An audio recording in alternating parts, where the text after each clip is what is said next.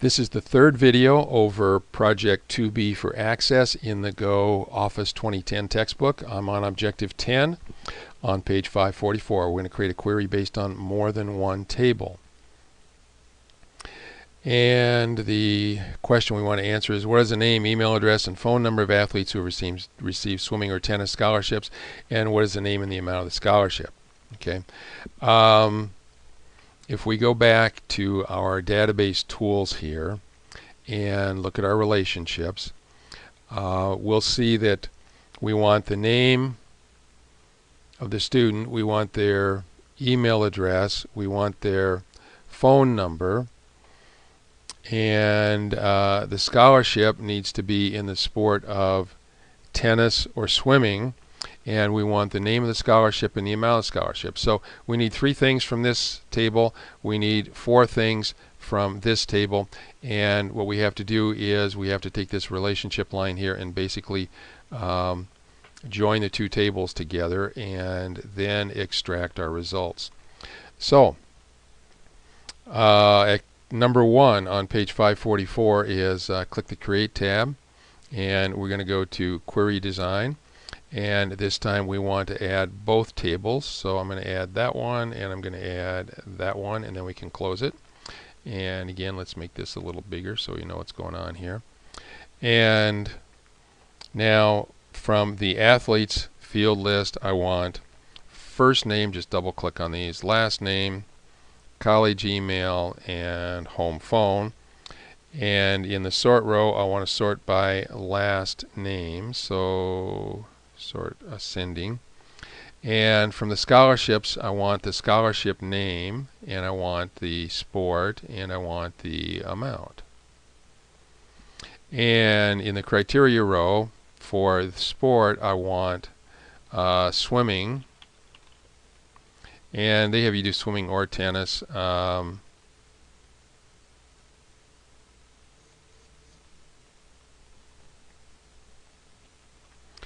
Okay, I'm not sure what happened here. I got a little more than I wanted.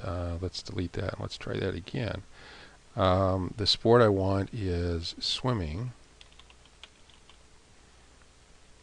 Oh, and it's trying to do an autocomplete there for me, and I wasn't paying enough attention. Or tennis. Okay, so they're on separate rows, so they're connected by the word or. And now this is equivalent to the picture on page 545.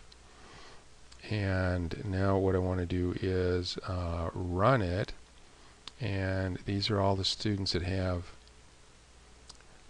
swimming or tennis scholarship, and they're sorted by last name. And let's go back to design view here, and now we're on number 8, and we're going to close this, and yes, we want to save it, and we're going to call this 2B swimming or. Okay, and then they want us to do a print preview of this, and you know what, I don't like that 2B in front of it. I'm going to rename it and just get rid of the 2B. And now what we want to do is actually we want to do a print preview of this. Go to print preview, and there it is. And they tell us to change the orientation to landscape. Have we got multiple pages here? Yes, we do. So let's go to landscape view, and it still doesn't quite fit.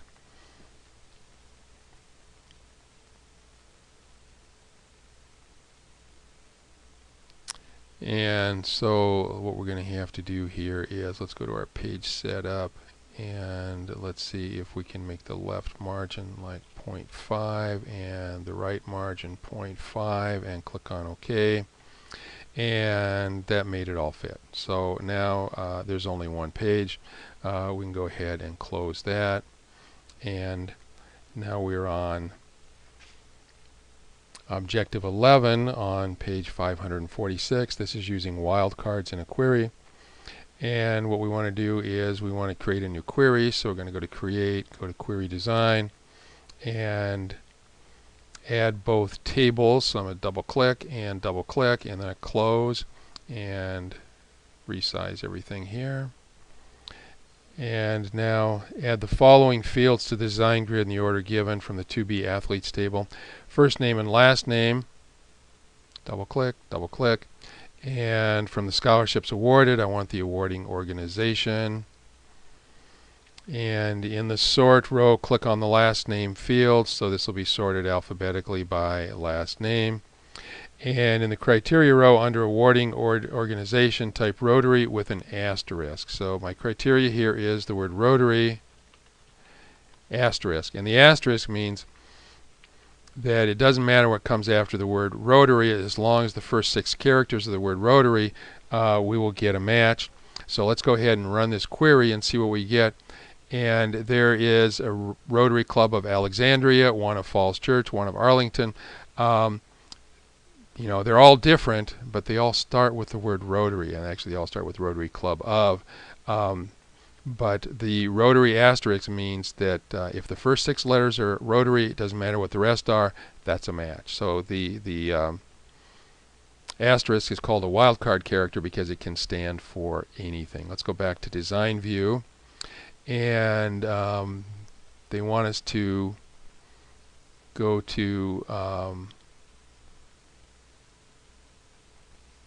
let me see, under awarding organization they want Country Club. So we're going to do star Country Club, and that means anything that ends in Country Club. Now the wildcard is in front, so let's now run this, and we get here's a Country Club, this ends in Country Club, this ends in Country Club, and then the other 3 begin with Rotary. And the last one is foundation. Let's go back here and do asterisk foundation asterisk, and that means the word foundation can be any place in there. We can have anything in front of it, that's what the first star means, and we can have anything after it, that's what the second star means.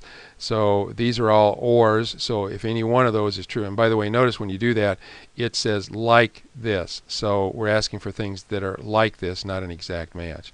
So let's run this, and now we get 28 records, which is what we're supposed to get. And we're going to save this query, and we're going to call it wildcard query, and click on OK, and then we're going to go do a print preview.